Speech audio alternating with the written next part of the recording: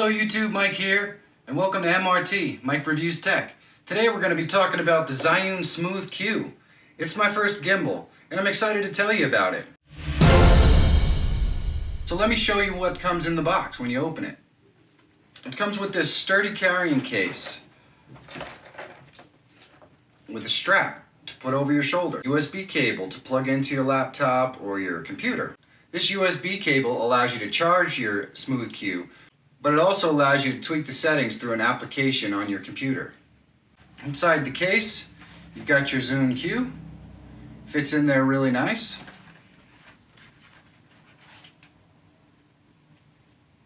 The USB cable plugs into the side here for charging and for tweaking the software on your computer with the app you can download. The Smooth Q also has a USB port on the back, and you can actually use the internal battery of your Smooth Q to charge your cell phone while you're actually filming.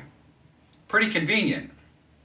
On the front you have a joystick that allows you to tweak the angles of your Smooth Q. You have a function button here, your power button, and this will set your f-stop when you're using the Zihyun app. This button will also start recording or stop recording when using the Zihyun app. So when I first unboxed the Smooth Q, I'm not gonna lie, I was a bit intimidated. I had never used a piece of hardware like this before in my life. But I have to admit, it was super easy to set up and get used to using. Now balancing your phone on this thing is an absolute breeze. Basically, you just put your phone, you clip it in there, and make sure that it's centered. And then with this little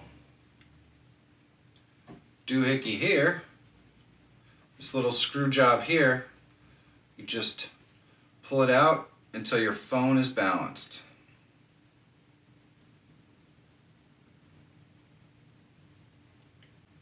And then you tighten it up.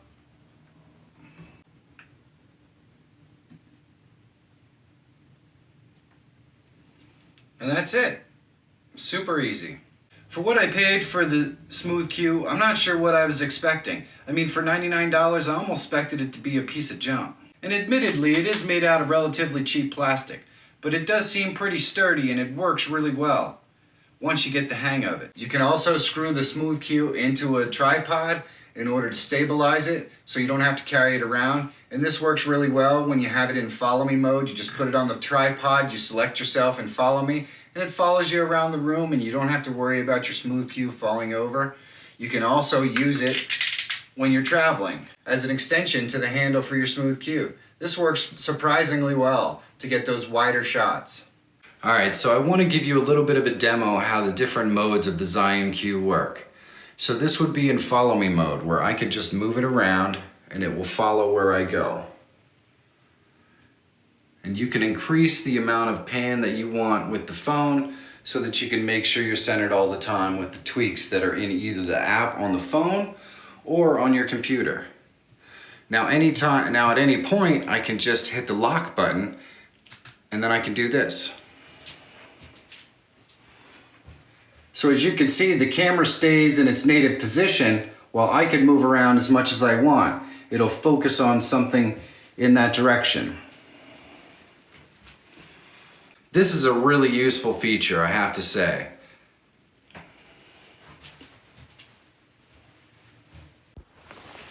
Alright, so the next piece that I want to demo is the follow me mode. And you just click the little target thingy on the thing and you slide it over what you want to view, and then it follows you.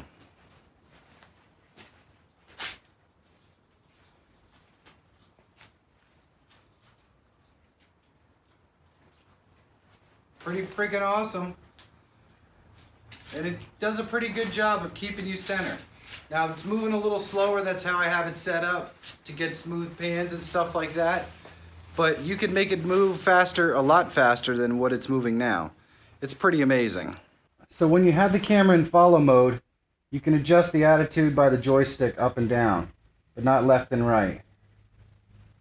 When you set it into fixed mode, you can adjust the camera up and down, left and right, any way you want. Big pluses for the Zihyun Smooth Q. The battery lasts forever. And you can charge your cell phone with a nifty port that's included and your USB charger from your phone.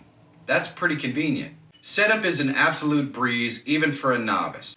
Within 24 hours of having the Zihyun-Q, I had figured out how to use it in every mode and how to set things up. The footage that you're going to get from your Smooth Q is buttery smooth, whether you're running or walking or whatever you're doing. It's pretty amazing the huge difference that it makes from just handheld camera using. Now, being as this is my first gimbal, I don't really have other gimbals to compare it to, but I can tell you that for a budding filmmaker on an extreme budget, $100 is not too much to pay for a gadget like this. It improves the usability of any footage where you're going to be moving around or walking. It's absolutely amazing. 2 thumbs up. Some cons to the Zhiyun Smooth Q. You have to use their camera app in order for it to track you. So if you want to have the tracking where it follows you around the room, you have to use their camera software. That's kind of a bummer.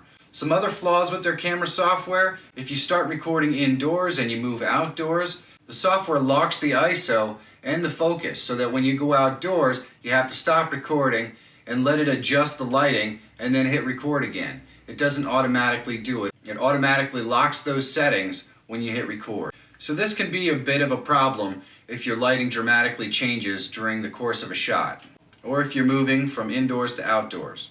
The USB connection that plugs in here is a little bit fiddly. It seems really tight. Maybe it'll loosen up over time.